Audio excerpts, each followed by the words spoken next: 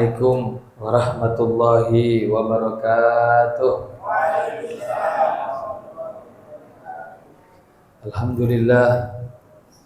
Alhamdulillahilladzi hadana li hadza wa ma kunna linahtadiya laula an hadanallah.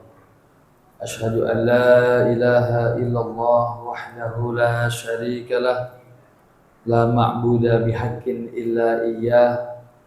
Wa asyhadu anna Muhammadan abduhu wa rasuluhu la nabiyya ba'dah. Allahumma shalli wa sallim wa barik ala sayyidina wa habibina wa syafi'ina wa maulana Muhammadin sallallahu alaihi wasallam wa ala alihi wa ashabihi wa man tabi'ahu wa nasarahu wa wala. Subhanaka la ilma lana illa ma 'allamtana innaka antal alimul hakim. Subuhun kudusun rabbuna wa rabbul malaikati war ruh. Hasbunallahu wa ni'mal wakil.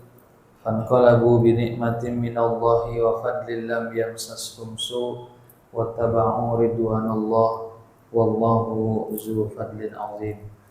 Allahumma aslih ummata Muhammadin sallallahu alaihi wasallam farij an ummati Muhammadin sallallahu alaihi wasallam warham ummata Muhammadin sallallahu alaihi wasallam wansur wahfaz wa ayyid nahdatal watani fil alamin bihaqqi Muhammadin sallallahu alaihi wasallam. Allahumma anfa'na bima 'allamtana wa 'allimna ma yanfa'una rabbi zidna ilma. Hadratil mukarramin wal mukarramat, shaimin wa shaimat, bapak-bapak, ibu-ibu, jamaah salat zuhur, peserta pelaksana ibadah puasa di hari yang ke-9, yang insya Allah kita senantiasa berdoa dan berharap mudah-mudahan puasa yang sudah kita lakukan 8 hari, salat malam, taraweh, baca Quran, dan berbagai macam amaliyah yang sudah kita lakukan 9 malam, semoga semuanya diterima oleh Allah Subhanahu wa taala. Amin ya rabbal alamin. Kita bersyukur kepada Allah bahwa kita dipilih oleh Allah untuk bisa menyambut dan mengisi bulan suci Ramadan. Tentu doa kita, harapan kita berdoa juga mengisinya sampai dengan tuntas. Amin. Sebab apa? Sebab ada saudara-saudara kita dipilih hanya untuk menyambut, tapi tidak dipilih untuk mengisi.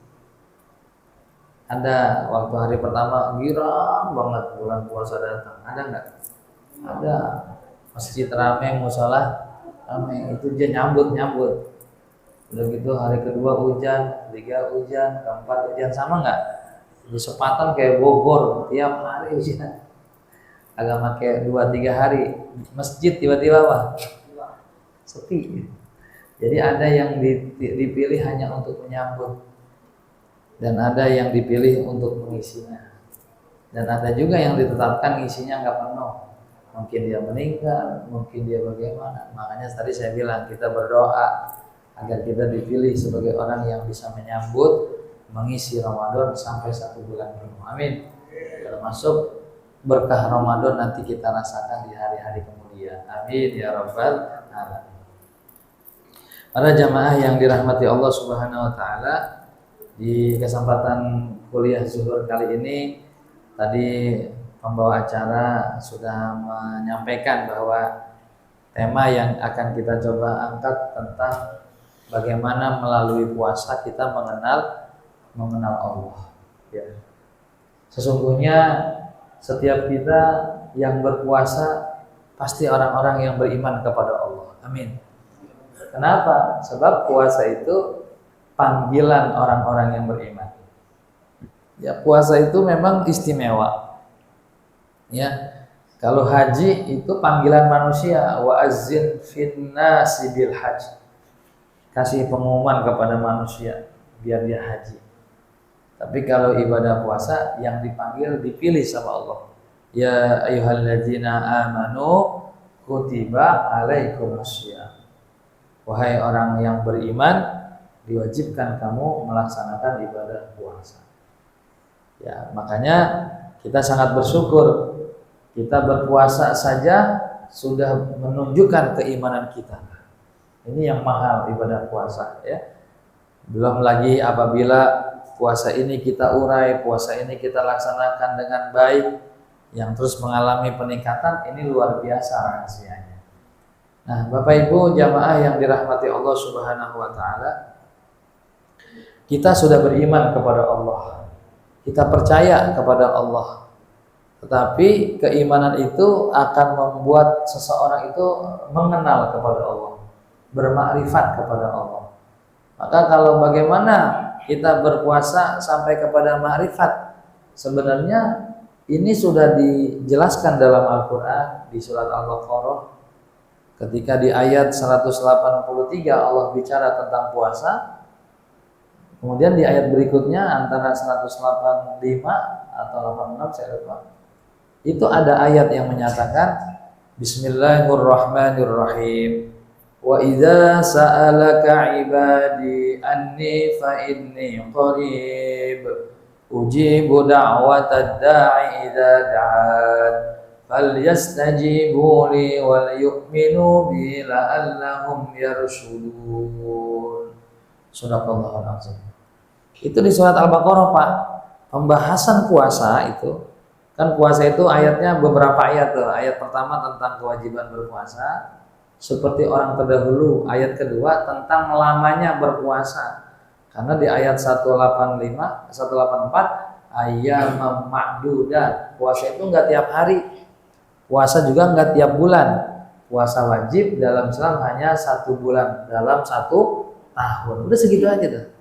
Jadi biar kita rajin banget puasa, haram kita membuat hukum baru di luar Ramadan ada puasa wajib. Nggak ada. Ya, puasa wajib hanya 1 bulan Ramadan. Selebihnya puasa sunnah. Ya, jadi nggak boleh kita punya fatwa baru. Puasa wajib, nggak ada. Nah, kemudian di ayat berikutnya apabila kamu sakit atau musafir itu ada bacanya tuh ya keterangannya boleh nggak puasa atau diganti dengan berbeda. Nah, di ujung ayat menutup daripada tentang puasa itu begitu. Dan apabila Muhammad ada hamba-hambaku yang bertanya kepadamu tentang aku, katakan aku ini dekat. Katakan aku ini dekat. Ya, sesungguhnya mintalah kepadaku, niscaya aku jawab permintaanmu. Nah, ya. Jadi ketika bicara dekat sama Allah, ya nyambung nih sama makrifat, ya. Karena orang yang dekat lah orang yang kenal. Ya, kalau kita hanya berteman, kita nggak kenal. Tapi kalau kita bersahabat, kita kenal. Kalau teman mah kan teman semobil, teman seperjalanan, ya. Tapi kalau sahabat, ya udah bahasa kita mah sahabat hidup kita siapa? Istri kita. Itu teman yang udah meningkat dari sahabat. Makanya Rasulullah yang hidup di zaman Rasulullah banyak, tapi yang jadi sahabat nggak banyak. Hanya kenal Nabi, tapi nggak jadi sahabat. Bahkan ada yang kenal Nabi, tapi jadi musuh. Siapa itu? Pamannya Nabi. Nah, jadi sahabat itu orang yang mengenal lebih dekat. Nah, para jamaah yang dirahmati Allah Subhanahu wa taala, ya, proses puasa ini memang jalan yang ampuh untuk kenal sama Allah. Tetapi pengenalan ini harus dilatih, harus dirasa, ya. Kenapa demikian? Jadi begini. Di pondok pesantren saya itu saya melihara burung dara. Ya, burung dara. Setiap hari saya kasih makan pagi, saya kasih makan sore. Ya. Kurang dari seminggu, dia tahu kalau udah sore saya lewat, dia menghampiri saya. Paham nggak tuh? Ada nggak Bapak punya piaraan kucing, ada piaraan burung, ada? Seminggu kita urusin kasih makan, begitu kita lewat, dia mendekat nggak? Binatang aja kenal siapa yang kasih makan. Binatang aja, Bu, kenal siapa yang kasih dia minum. Binatang bisa kenal tuh.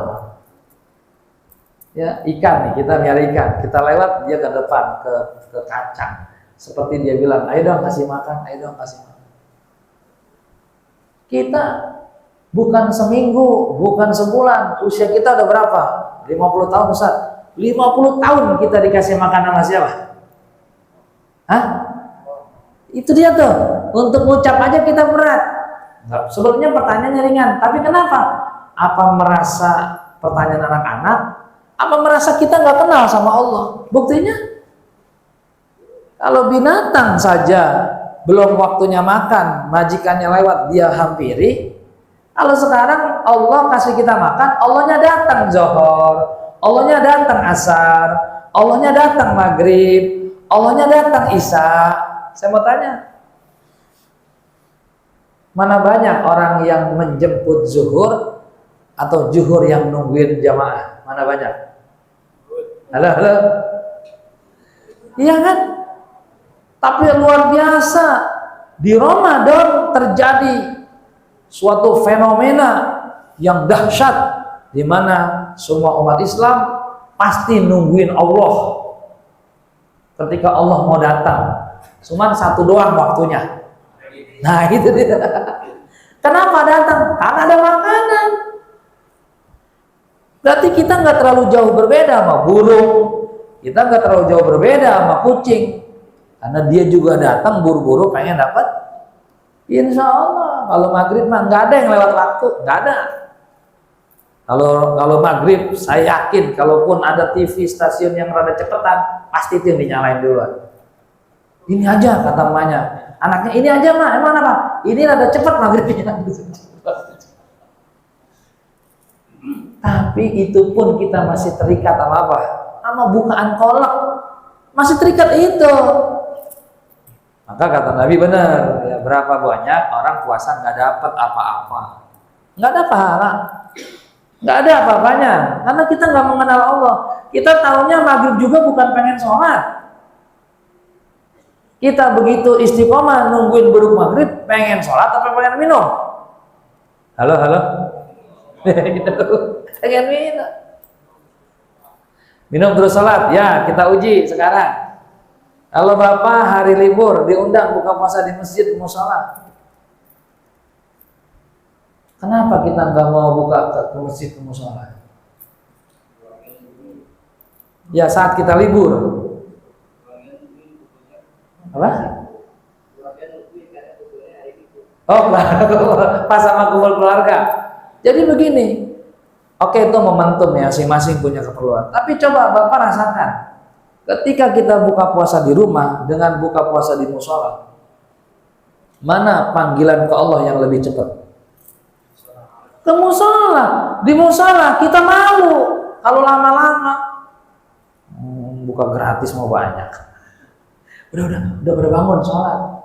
Tapi di rumah setannya luar biasa. Kita udah selesai nih secara buka takjil, minum sudah, makan gorengan sudah. Apalagi secara takjil sudah, tapi karena nggak ada panggilan cinta sama Allah masih nambah. Pak udah komat, ntar gampang nyusul. Orang cinta nggak bakal terganggu sama makanan. Istri kita, anak kita, orang tua kita rela berlapar-lapar demi anaknya karena cinta sama anaknya. Nah kalau kita kan asik tuh buka di musola, menggembirakan orang yang infak di musola. Pak ini saya ngasih bukaan di musola lontong 30, pastel 30, buat 30 orang, yang datang 5. Kenapa? Coba kita niat, ya Allah saya buka di musola, di masjid untuk menggembirakan orang yang berinfak. Istri kita bilang, Pak sama aja bukaannya juga di sono di sini, banyak kan juga di sini, mulai itu diganggu. Ya Bu, justru kalau di sono pas, jadi langsung sholat, saya dapat jamaah, saya berzikir, perut saya nggak terlalu kenyang. Coba di sini kita mau sholat, nambah. Akhirnya sholat tarawihnya, Allah bener, capek bener, bukan capek, karena badan habis puasa kalau makan kekenyangan pasti lelah, pasti capek. Kenapa saya begitu Pak? Saya uji diri sendiri. Saya nih kalau buka puasa kebanyakan aja, ntar Imam Isya mabok saya. Napas nggak naik, ketutup sama makanan. Saya ingat banget tuh, sampai saya selalu bilang, nih tolong malam ini yang ini umpet-umpetin. Emang Nabi nggak suka? Kan kadang perempuan begitu, kita ngomong Jakarta nggak suka, umpet. din. Kalau kelihatan pengen makan aja, bawaannya kelihatan. Jadi sederhana Pak, bagaimana kita bisa menaklukkan hawa nafsu terbesar pada diri kita? Taklukkan dulu dah makanan-makanan itu. Makanya dikatakan berpuasalah kamu sebagaimana orang-orang terdahulu berpuasa. Kita kan puasa zaman sekarang Pak, ya iklannya kan TV, berbukalah dengan yang manis. ini. Keluar hadis Nabi, ya kan? Di antara kegembiraan orang berpuasa yaitu ketika berbuka. Oh ini nih gembira. Atau Nabi emang begitu bukannya? Nabi itu bukan sosok tukang doyan makan. Jadi redaksi Nabi itu bukan redaksi itu, bukan redaksi kenikmatan orang berpuasa ketika berbuka, tidak pada pemahaman makan minum, karena Nabi bukan orang yang gemar makan minum. Terus di mana Ustaz? Iya dicari coba, di mana kegembiraannya coba? Sama seperti ibu-ibu nih, masak ridho ikhlas ya. Begitu udah selesai makan, terus tiba-tiba suaminya makan, anaknya makan, si ibu gembira. Terus kata suaminya, ibu nggak makan? Mama sudah kenyang melihat bapak makan lahap. Ada kebahagiaan di hatinya karena bisa melayani suami dan anak. Udah saya gampang. Saya melihat antum makan sudah gila. Nah, kita ngaji nih Pak, ya kita ngaji acara besar ya umpamanya. Kemudian tiba-tiba ada guru kita ceramah, ada guru kita habis ngasih materi, ya kan? Begitu acara makan bersama, kadang-kadang jamaahnya mah udah makan duluan, ya kan? Gurunya belum nyampe kiriman. Atau bapak bekerja capek, ya tenaga pulang bawa makanan, begitu sampai di rumah, yang ngerebut siapa? Anak duluan dia makan. Terus bapak tersinggung, enggak, bapak senang. Ayo nak makanan, ayo nak makanan. Kebahagiaan itu bukan ketika makannya, ketika melihat anak kita menikmati. Kebahagiaan ketika berbuka itu kebahagiaan ketika kita bisa puasa tuntas hari itu. Itu bahagianya. Makanya ucapannya Allahumma, doa buka puasa mana? Allahumma, ya Allah inilah puasaku untukmu. Tolong periksa ya Allah puasaku hari ini. Tadi sempat baca satu ain, tadi sempat nolong orang. Tapi ya Allah saya malu hari ini puasa saya. Saya sempat berbohong, saya sempat ngomel, saya sempat melihat gambar yang membangkitkan syahwat. Ada nggak begitu kan? Kan yang tahu siapa yang tahu? Kita. Ini mah doanya Allah malah nggak dihayatin. Orang lagi serah terima. Puasa kita per satu hari serah terimanya Pak. Dengerin nih Bapak-Bapak. Puasa kita itu per satu hari serah terimanya sebagaimana niatnya juga tiap malam. Kalau ada bapak, ibu, kaum muslimin lupa niat puasa, puasanya nggak sah. Karena salah satu rukun puasa yaitu niat setiap hari, bukan hari, malam. Niat di malam hari. Itulah kenapa di semua masjid musola selalu di akhir sholat witir, di doa sebelum kita salaman, kita niat bareng-bareng. Coba Bapak ikutin, coba kita tahulah kenapa Ustadz sampai begitu. Itu rukun. Takutnya di rumah kita lupa niat. Makanya kan asyhadu an la ilaha illallah rame-rame kan. Allahumma innaka afuwun karim tuhibbul afwa fa'fu anna ya karim. Taqabbalallahu minna wa minkum fataqabbal ya karim. Bismillahirrahmanirrahim. Nawaitu shawma ghadin an adai fardhi syahri ramadana hadhihi sanati lillahi ta'ala sallallahu ala Muhammad. Gitu ya? Sama ya? Itu saking niat itu rukun. Tiap malam diperbaharui. Begitulah puasa. Tiap sore diterima sama Allah. Serah terimanya mana Ustaz? Tuh waktu ngomong begini. Allahumma laka sumtu wa bika amantu wa ala rizqika aftartu bi rahmatika ya arhamar rahimin. Ya Allah, di hari ke-9 ku serahkan puasaku untukmu. Aku jadikan engkau sebagai tempat aku beriman, dan dengan rezeki yang ada di depan ini aku berbuka puasa. Enak, tenang batin, makannya sedikit kalem. Azan, qomat, pengen buru-buru sholat. Asik nggak begitu? Kalau kita kelamaan, jam buru-buru qomat, orang juga tahu kita lagi buka. Ya kalau masalah pengen makan kagak ada batas. Pengen ini, pengen ini, pengen ini, pengen ini. Belum habis, belum habis. Kata istrinya, udah banyak tuh masaknya tuh. Jadi dari makan saja itu udah ada ma'rifat. Bagaimana kita terima kasih dengan makanan yang hari ini kita makan. Makanya bapak-bapak, saya kemarin ketemu guru, dia bilang begini, banyak di antara kita ini dosa apa? Dosa kurang bersyukur. Mana di antaranya? Di antaranya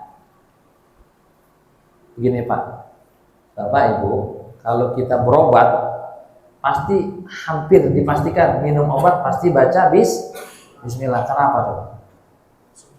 Karena ada dorongan biar sembuh, dan itu hadir di alam kita. Ya Allah, sakitnya enak banget, mudah-mudahan ini sembuh dah. Itu Allahnya ada. Tapi kata guru saya, berapa banyak makanan biasa, semangka, gorengan, yang pada saat kita makan itu Allah nggak nongol dalam wujud kita. Tidak seperti kita merasakan kayak burung ngarap-ngarap dilemparin jagung. Coba ngerasain nggak bapak-bapak? Di luar Ramadan kita makan biasa kan ya? Kayaknya makan itu nggak repot-repot amat. Ya Bismillah, ya, makan Bismillah. Tapi di sininya nggak ada Allahnya, nggak. Bismillah, makan. Tapi bagaimana penghayatan ma'rifat kepada Allah dengan Bismillah waktu minum obat? Ya Allah ya Rabbi, mudah-mudahan obat ini bikin saya sembuh. Bismillah. Nah, ma'rifat itu begitu, hadir. Ma'rifat itu hadir. Jadi ketika kita dikatakan kita belajar ma'rifat kepada Allah, nggak mesti ada tanda pangkat. Tapi kalau orang pendidikan ada pangkatnya, di ma'rifat itu kita hadir. Sekarang puasa kita, puasa awam sama puasa ma'rifat, syariatnya sama-sama sahur, habis subuh nggak makan nggak minum, sampai maghrib, sama syariatnya. Terus mana ciri ma'rifat? Adanya di hati masing-masing. Nggak bisa ditandain. Oh ini Ustaz Saiful dia kiai, puasanya ma'rifat. Belum tentu. Kalau saya lagi blank gimana? Namanya manusia.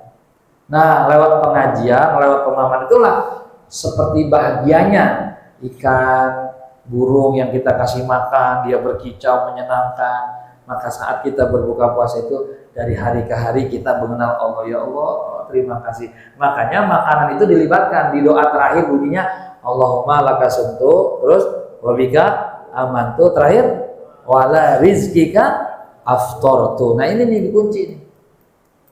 Jadi kalau saya pahamnya nih begini Pak, maaf kalau nanti Bapak Ibu tidak sama ya, yang penting hati kita nyaman. Saya sama anak-anak santri begitu azan, ayo batalin. Kan itu namanya doa berbuka ya. Jadi sudah buka dulu, makan kurma, satu butir kunyah sampai lumat, telan baru angkat tangan. Ya Allah, Allahumma laka sumtu. Kan puasa kita nggak bisa dibawa kalau masih belum buka. Jadi diakhiri dulu puasanya dengan buka, baru angkat tangan. Anak-anak santri ayo kita baca Allahumma, baca terus kita terjemahin. Ya Allah, terimalah puasaku di hari yang kesekian ini. Kan kita ngitung nih, semoga dengan puasa hari ini kekuranganku engkau tutupi, dan apa yang menjadi kebaikan engkau kuatkan di hati. Dan kepadamulah aku beriman, semoga puasa ini menambah imanku. Karena kalimatnya Allahumma lakasuntu wabika amantu, itu kuat dan terhadap rezeki yang ada di sini dari mula aku berbuka. Amin. Sudah kita makan. Itu nanti perut kita itu habis makan, minum pertama dikosongin dikit, itu nggak lapar. Yang bikin makan itu lapar nggak ada jeda. Ini, itu terus nyambung, nempel kayak tasbih nih, nempel, nggak ada jeda. Coba Bapak uji coba minum, mau makan, ada tamu, Assalamualaikum, salam, keluar, balik, nafsu nggak? Mau makan ada tamu, jadi nggak pengen lagi nih. Paham nggak maksudnya? Hilang nggak tuh pengennya? Coba deh Bapak uji. Bapak makan nih sore buka puasa, terus taruh lagi kan batal. Nah, doa tuh ukurannya begitu, lalu muhasabah. Ya Allah, terima kasih ini hari ke-9 terima puasa hamba. Ini kan turun, terus ini kosong kena angin. Dia nggak minta tuh, jadi nyantai. Tapi kalau dulu mau kosong terus ini kan masih ada. ya kan, didorong sama RS. Udah, karena ini RS sambungnya sama yang ada sambelnya nih kayaknya. makan bihun dicampur sama, udah terus bertumpuk dia mengikatnya. Enggak pengen berhenti. Coba dah, makannya di rumah sama istri. Istrinya senang lihat suaminya makan lahap, ya nggak? Itu masih ada lontong satu lagi, nggak ada yang makan.